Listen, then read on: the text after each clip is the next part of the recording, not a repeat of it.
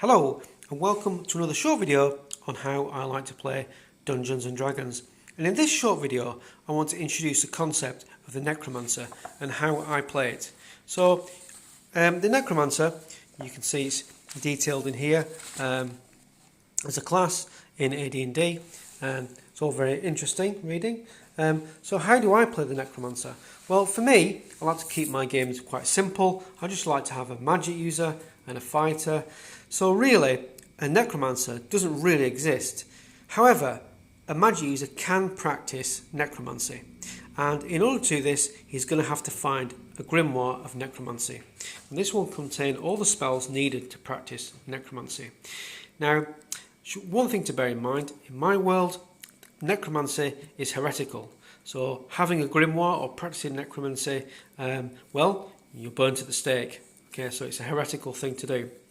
Now, the grimoire itself is a very heavy tome. It contains around 20 spells. So you might want to divide this into two grimoires, but whatever it is, it's going to be a very heavy tome.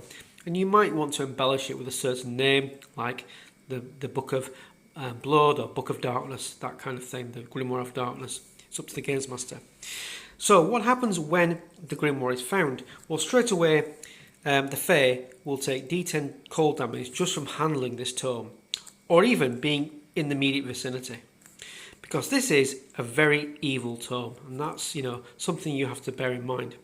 But also other characters as well.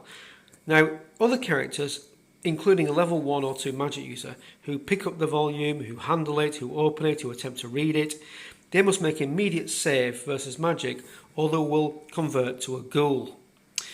Even if they succeed this magical roll, they will still lose D4 charisma. A 4 is exempt. Okay, so just handling it is going to come at a cost. Now, if they roll a natural 8 on the save versus magic, then there is no effect. If a magic user is level 3 and 4, then he gets a +1 or a +2 to the magical save. If a magic user at level 5 is going to read it, then he must also make a save versus magic or lose just D4 charisma. Okay. Sunlight is going to destroy this grimoire. And also, any character class, such as a warrior who looks at this grimoire, will have to make this save. It's not just magic users. So that's what happens when you find the grimoire. Now, this is a heavy tome. It's not something you can just carry around with you. So you're going to have to remember that when it's being played, and it must be placed securely away from daylight.